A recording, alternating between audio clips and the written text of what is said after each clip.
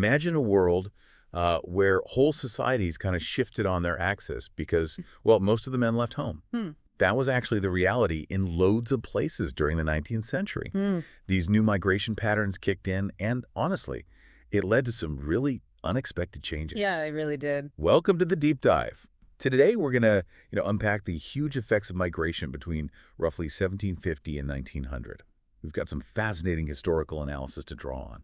And it's important to remember this isn't just about people moving from A to B. No, It's exactly. about how that movement fundamentally reshaped societies, both the ones people left behind and the ones they arrived in. Totally. It was this massive global shuffle, wasn't it? Yeah. Fueled by things like industrialization, colonialism. Yeah. The search for work, for Yeah. opportunities, yeah. Yeah. And as our sources show, the ripple effects, well, they went way beyond just individual migrants. Right. So today, we're diving into three kind of interconnected big effects. First, these really dramatic gender imbalances that popped up. Second, the way ethnic enclaves developed these like neighborhoods where immigrants from the same place clustered together. Really vibrant, complex places. Yeah, pockets of home culture. Exactly. And third, this often quite harsh reaction called nativism. Basically the idea that, native-born folks should get priority over immigrants. Really significant backlash in many cases. Yeah. Think of these as like three powerful currents shaping the world we inherited.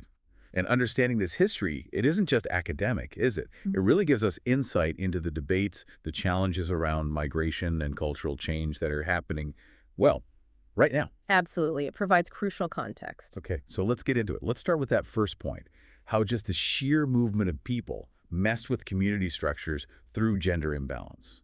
Well, the first thing that jumps out is just the scale of male migration in this period. Right. Mostly men moving. Overwhelmingly, yes. Largely driven by the need for workers in growing cities, industrial centers, and also in cash crop agriculture plantations, things like that. So the vast majority of people moving long distances for work, they were men.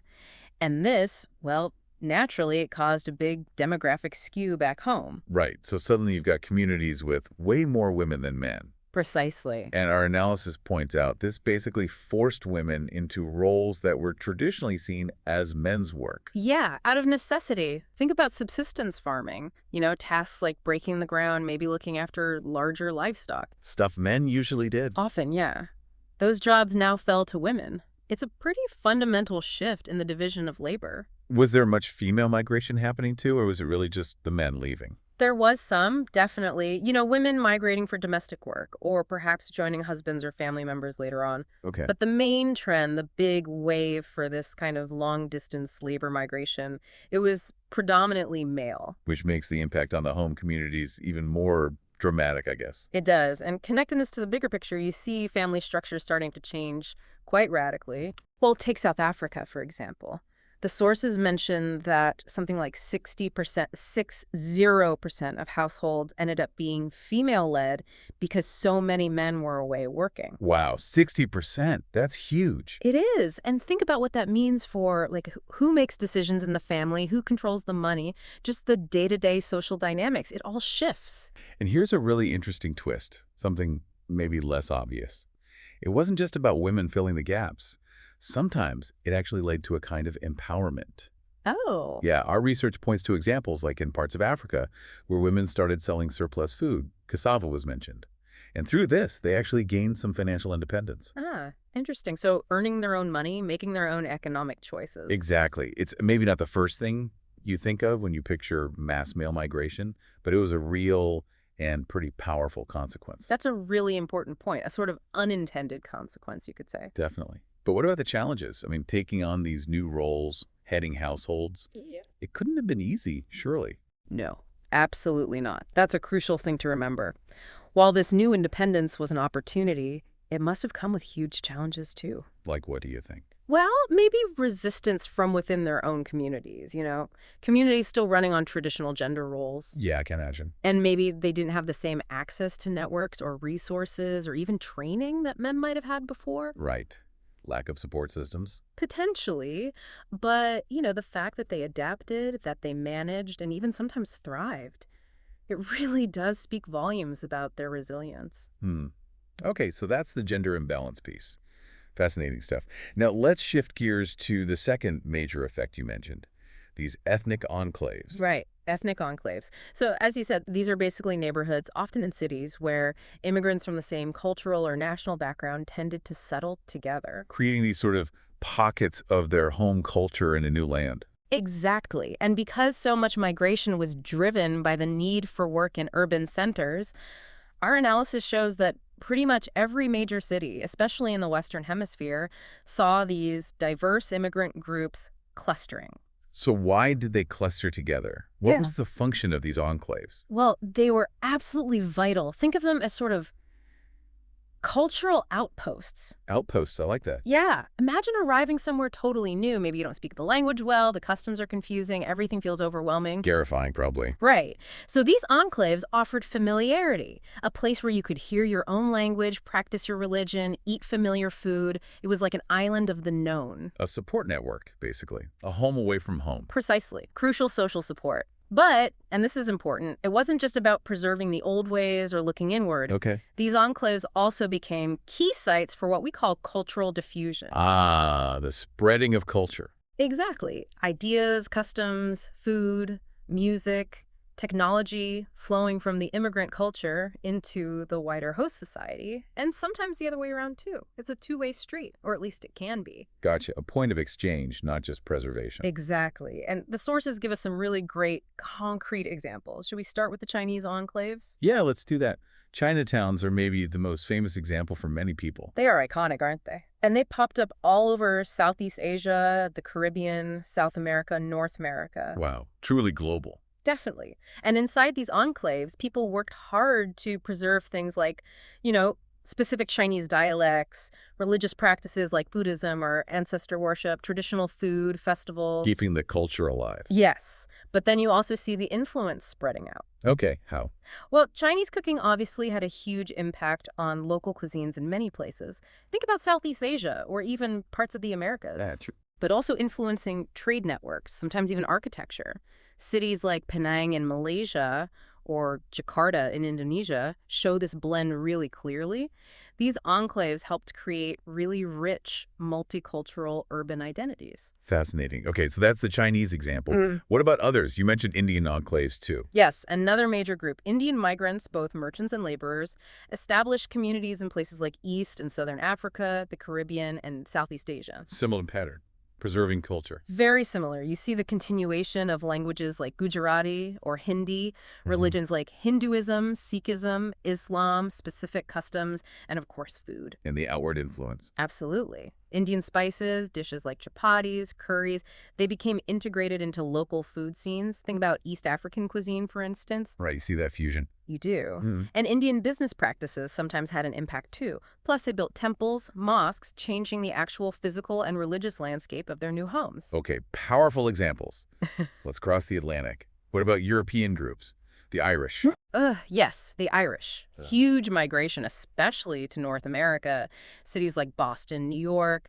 They developed large, distinct Irish enclaves. And what characterized those? Well, preserving Catholic traditions was huge. The church was a major community anchor. And then you have things like, the classic Irish pub culture. Can't forget the pubs. Definitely not. And big celebrations like St. Patrick's Day, which became massive public events. And their influence on broader American culture. Immense.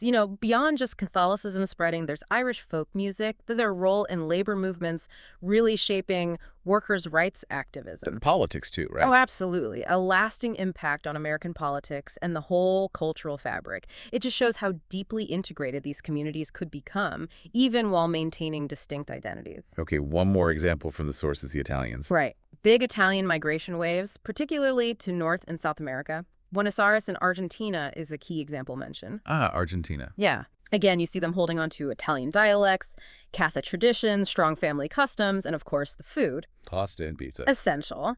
And the impact on Argentina is just profound. Italian food basically is Argentinian food in many ways now. Sure. Even the local slang in Buenos Aires, lunfardo, has loads of Italian influence. It really created this unique Italo-Argentine cultural blend. Wow. Okay, so these enclaves were clearly much more than just neighborhoods. They were these dynamic hubs preserving culture, but also changing it and changing the societies around them. Exactly. Vital, complex places. But this interaction, this mixing, it wasn't always welcomed, was it? No, unfortunately not. And that brings us neatly to our third key effect, nativism. All right, nativism, let's define that again. So our sources define it as basically a policy or attitude that favors the interests of the native-born population over immigrants. Okay, prioritizing us over them. Essentially, yes. And it's crucial to understand this often stemmed from, well, prejudice. Ethnic prejudice, racial prejudice, and just a general fear or anxiety about cultural difference. It seems like such a contradiction, though, because the research also shows these immigrants were often doing essential jobs, right?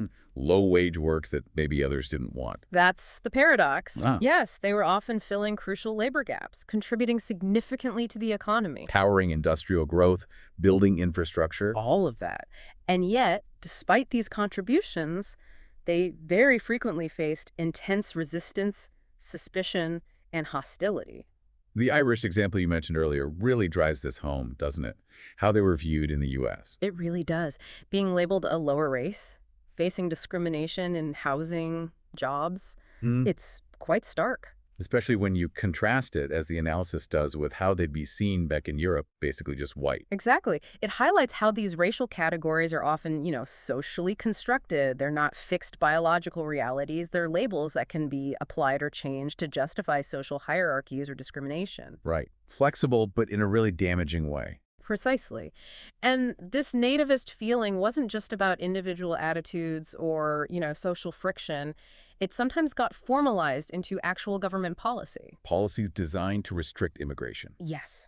Our historical sources point to a couple of really significant examples. Okay, what are they? Well, first, there's the Chinese Exclusion Act in the United States, passed in 1882. Ah, yes. We mentioned the Chinese contribution to the railroads. Exactly. Vital work. But despite that, there was huge resentment, anti-Chinese sentiment, even violent riots, horrible incidents of brutalization and lynching. Terrible. And this widespread hostility ultimately pressured the government into passing the Chinese Exclusion Act, and it did what it said on the tin. Yeah.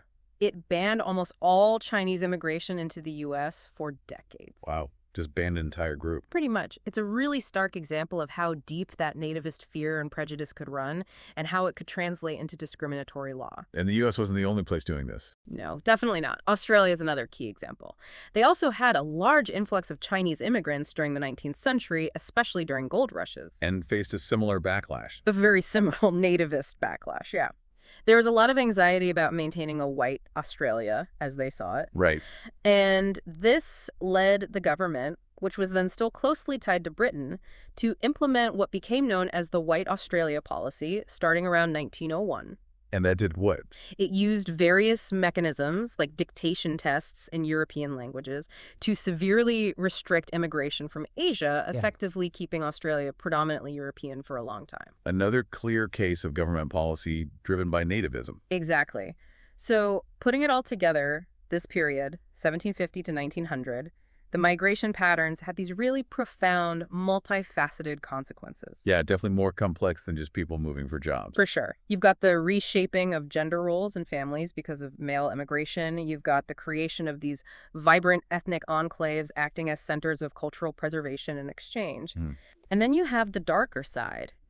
The backlash, the prejudice, the restrictive policies driven by nativism. It really shows how migration wasn't just about individuals changing their address.